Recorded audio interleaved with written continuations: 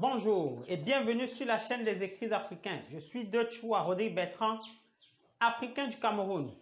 Aujourd'hui, le partage de la bonne information porte toujours sur le livre de Walter Fotso intitulé Le QCM de l'entrepreneur africain.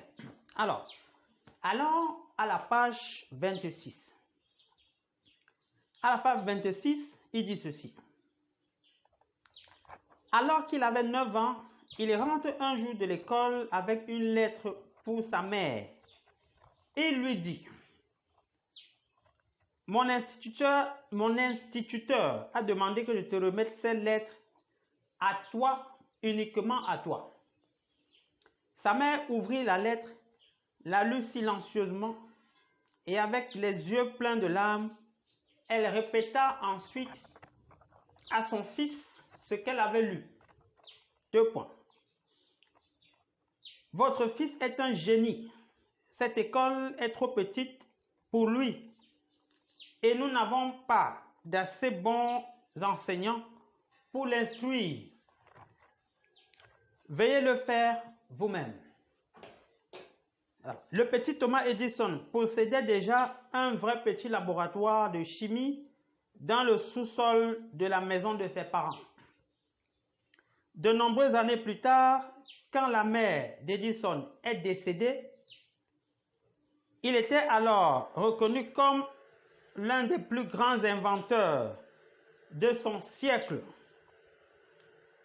1083 brevets déposés dont l'invention ou l'amélioration de l'ampoule électrique, le télégraphe, le phonographe, la centrale électrique, la caméra, etc. Un jour, alors qu'il fouillait dans les vieux souvenirs de famille, il trouva une lettre pliée dans la boîte de sa mère. C'était la lettre qu'il lui avait donnée étant enfant de la part de son instituteur.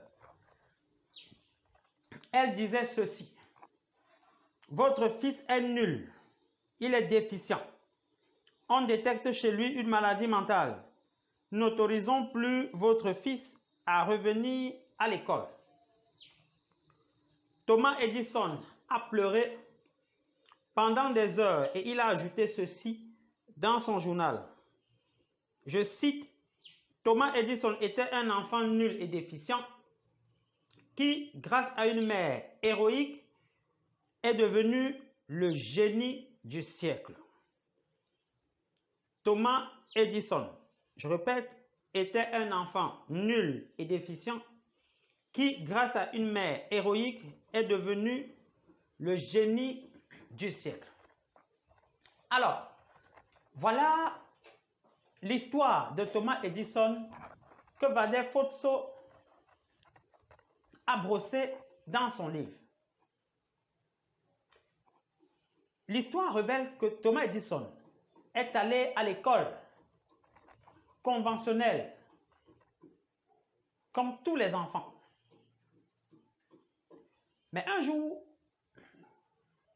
il rentre à la maison avec une lettre dans laquelle réellement la lettre précisait qu'il était nul et que vraiment on ne l'admettait plus à l'école. Sa mère, au lieu de lui transmettre fidèlement ce que le maître a dit, a plutôt transformé cela de manière positive.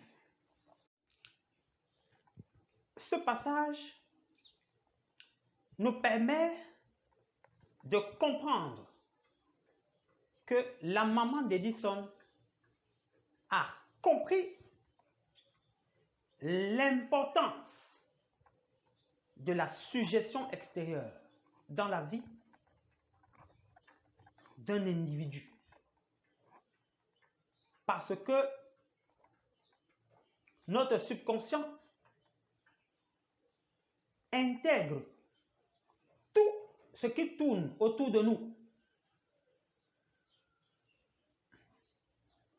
Tout ce qui tourne autour de nous. Que ce soit du positif, que ce soit du négatif. le subconscient ne trie pas. Lui reçoit tout. C'est à nous, c'est à chacun de nous de y faire entrer uniquement les suggestions qui cadrent avec nos objectifs. Je pense que la maman d'Edison avait pour objectif que son fils soit un jour un grand dans ce monde. C'est la raison pour laquelle elle a transformé une suggestion négative en suggestion positive. Donc, autrement dit, au lieu de dire à Edison que, comme la lettre indiquait, qu'il est nul et qu'il n'y avait personne pour s'occuper de lui dans son établissement, elle lui a plutôt dit qu'il est un génie et que personne là-bas ne pouvait en réalité l'éduquer parce que son génie était très élevé. Alors, lorsqu'elle dit cela à l'enfant, l'enfant naturellement a commencé à se comporter comme un génie. Pourquoi? Parce que son subconscient a intégré l'idée selon laquelle il est un génie. Et lorsque le subconscient intègre ce genre d'idée, les résultats vont suivre. C'est pour ça que le même Thomas Edison disait: le génie est constitué d'un dixième d'inspiration et de 9 dixièmes de transpiration. Thomas Edison a qualifié sa maman de mère héroïque. Pourquoi? Tout simplement parce que si elle lui avait décrit de manière intégrale, de manière exacte, ce que son instituteur avait écrit dans la lettre, il ne serait pas là où il est aujourd'hui. Parce que ses œuvres continuent de faire parler de lui. Cela nous montre l'importance de la suggestion dans notre subconscient. Alors, ce passage nous permet de comprendre la raison pour laquelle aujourd'hui en Afrique, il y a trop de diplômés qui chôment. Oui. Pourquoi? Parce que après la naissance, chaque parent fait intégrer son enfant à l'école conventionnelle. Cette école-là va s'en charger de la formation de cet enfant. Et au cours de la formation, cette école va passer son temps à lui suggérer l'idée selon laquelle, c'est-à-dire à incorporer dans son subconscient l'idée selon laquelle, après son diplôme, il doit rédiger un CV pour aller déposer dans une entreprise et attendre que le patron de l'entreprise le recrute. Voilà une idée qui a été incorporée, intégrée dans le subconscient de nos parents qui se sont chargés de manière héréditaire de l'intégrer également ou bien de la transmettre à nous, leurs enfants. Et aujourd'hui, la vérité est là. Donc, la mère Thomas Edison a compris que pour qu'un enfant puisse réussir, il faudrait ménager ce qui entre, ce qu'on intègre dans son subconscient. Oui. Pourquoi? Parce que c'est la pensée qui déterminent les actions. Ce sont nos pensées qui déterminent nos actions. Si tu penses que tu es nul, l'équivalent matériel de cette pensée sera visible. Mais si tu penses que tu es intelligent, que tu es un génie,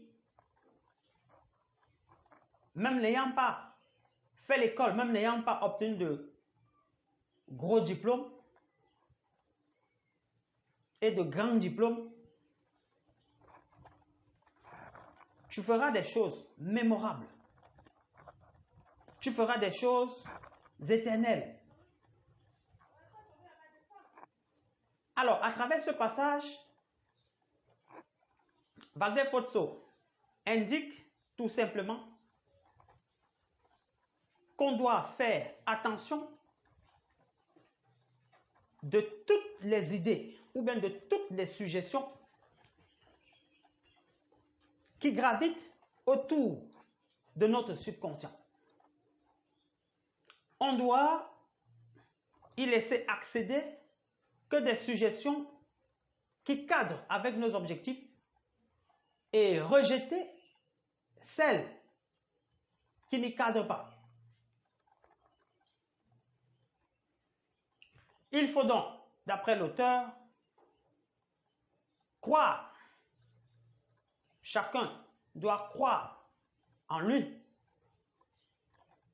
et non croire à ce que le monde extérieur